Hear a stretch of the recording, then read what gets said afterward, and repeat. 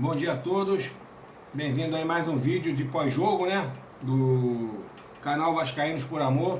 Meu nome é Rodrigo, para quem não me conhece, estou começando esse trabalho no YouTube, quem puder se inscrever, deixar o like, fazer um comentário, fiquem à vontade, o canal é de vocês, o canal aqui é para a gente fazer uma resenha, sempre antes dos jogos, pós-jogos, ou até de repente quando acontece alguma coisa aí nesse meio de caminho. O Vasco tem jogado tanto, né? Dia de semana, final de semana, de 3 em 3 dias está tendo jogo. Está prestes a acabar essa maratona aí insana de jogos. E aí a gente ainda está nessa batalha junto aí com a galera. Pessoal, Vasco 3, Melgar 0, mantém São Januário. Estou aqui, não estou muito empolgado com o resultado. Vi o jogo todo, achei que o Vasco fez um bom jogo, mas não esse espetacular jogo como o placar parece, com 3-0. Tivemos algumas atuações individuais boas, né? O Léo Jardim, como sempre, sempre que exigido, está ali para resolver. Tiveram chutes de fora da área difíceis que ele buscou. Alguns torcedores compararam os chutes que ele pegou ontem de fora da área com o chute do Guga. Eu já acho um pouco diferente, que o do Guga, rapaz, estava um pouco mais para a lateral, a bola fez uma curva maior, mas vamos lá. Vasco classificado para os playoffs, né, da Sul-Americana. Fiz umas anotações aqui dos possíveis adversários do Vasco, né? Poderia ser o LDU ou o Central Córdoba, que são os times do grupo do Flamengo, caso o Vitória da Bahia vença o seu jogo hoje contra o Universidade Católica do Equador. Se o Vitória perder ou empatar, o Vasco muito provavelmente pode ser que pegue a Universidade do Chile, né? O time que jogou com o Botafogo ontem. Me pareceu um time nada bem não é tranquilo, mas bem factível de o Vasco fazer um bom jogo e passar. Principalmente porque o Vasco decide o segundo jogo em São Januário.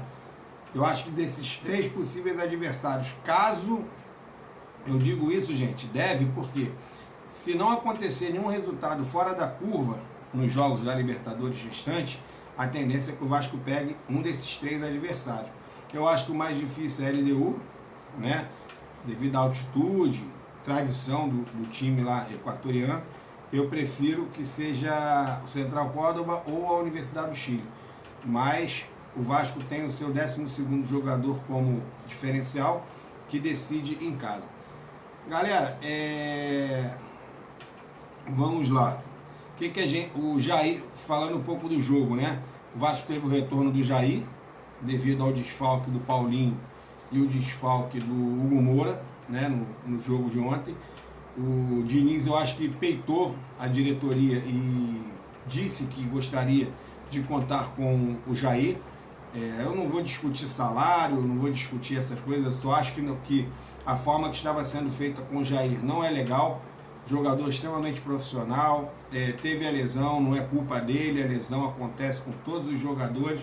E afastar o jogador por salário, tem muita gente então que poderia ter sido afastado. Por que não afastar o Jean Davi? Por que não afastar o Lloyd? Por que não afastar Lucas Oliveira? Entendeu? Afasta esses caras, é melhor. O Esforza.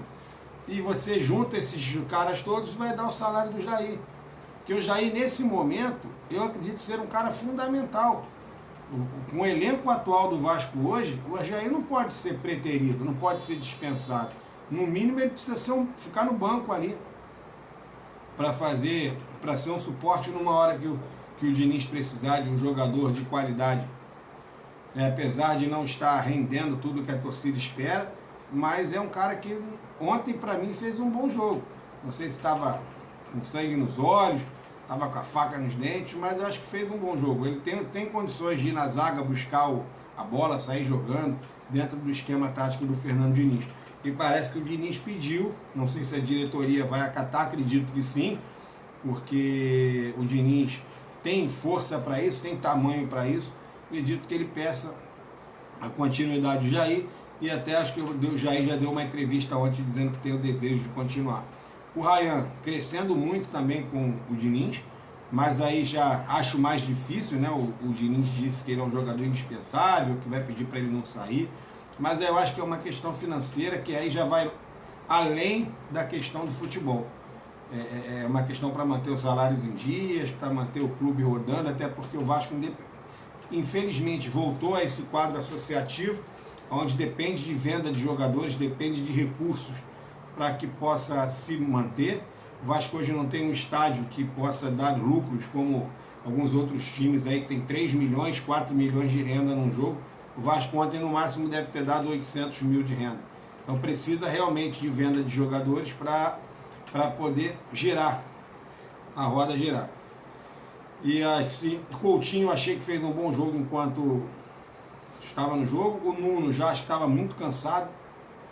O Verratti, gente, apesar de ter feito o gol, eu não gostei da atitude dele no gol dele. Não sei se vocês perceberam, comenta aí quem percebeu. Foi lá na torcida, meio que reclamou da torcida do Vasco, de alguns burburinhos na torcida. Cara, isso aí, o único que não tem culpa, que não pode receber nenhum tipo de crítica é a torcida do Vasco. Eu não imaginava de ter aquela quantidade de gente ontem lá, depois daquele jogo pífio contra o Fluminense no sábado. Então assim, o jogador não tem o direito de reclamar da torcida. Por mais gols que ele faça, por mais ídolo que ele se ache ser, ele não tem esse direito. A torcida é o maior patrimônio da história do Vasco, é o maior, é maior que todo mundo dentro ali do clube, e a torcida é maior que todos, né? É o maior bem que o Vasco tem. Então eu não gostei. A gente teve quase 16 mil pagantes. Não sei se vocês perceberam essa atitude do Verratti. Eu acho que ele não precisaria ficar até o final, muito em função também do erro do Diniz. O Diniz podia pegar o menino da base e levar. Por que não levou ontem o GB? Por que não levou o Alegria? Por que não levou porque o Vasco está disputando o Campeonato Brasileiro. Gente, por favor, o profissional é prioridade. A base é para dar sustentação ao profissional. Então, assim, ontem era um jogo que poderia ter tirado o Verratti no intervalo, colocava o GB, porque ficar botando os meninos no fogo é uma coisa, botar os meninos no jogo que está 3-0, com a casa cheia, o menino entra diferente no jogo, podendo mostrar o seu potencial. Agora, uma coisa que me preocupou muito foi o segundo tempo, não sei se o time tirou o pé, não sei se o time voltou a ser o mesmo, e no próprio primeiro tempo, o Vasco fez gols, mas o Melgar também teve chances. Não teve aquelas chances claríssimas, mas teve domínio de bola, teve posse, o Vasco errando muito passe na saída de bola, entregando muitas oportunidades ao adversário. Se isso acontece contra o Bragantino, não sei se a gente escaparia sem levar gol. Para vocês verem, estatística do jogo, a posse de bola, o Vasco teve 59% contra 41% do Melgar. Isso aqui que me deixou preocupado. Finalizações, o Vasco teve 14, 4 foram no gol. O Melgar teve 15 e 3 foram no gol. Quer dizer, o Melgar foi mais objetivo, apesar de ter sido menos eficiente. O Vasco chutou 4 bolas, fez 3 gols. Eles chutaram 3, não fizeram nenhuma. Só que eles chutaram 15 vezes ao gol, com 41% de posse de bola. Então assim, foi mais incisivo.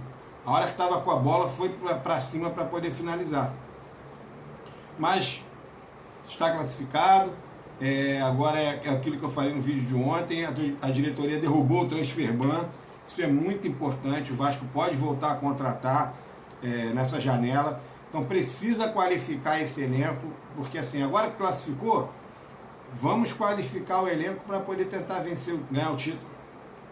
Uns 4, 5 jogadores bons aí para poder mesclar com a galera que já está lá, para que a gente possa tentar ir avante nos torneios aí internacionais, na Copa do Brasil também, e fundamental, precisa ganhar sábado do Bragantino, porque o Vasco está a 1 ponto da zona do rebaixamento, e se perder do Bragantino ou empatar, depois tem um jogo muito difícil contra o São Paulo no Morumbi, e aí eu não quero passar a janela do Mundial na zona do rebaixamento.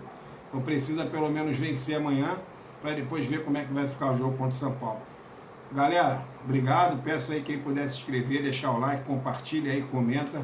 Até o próximo vídeo.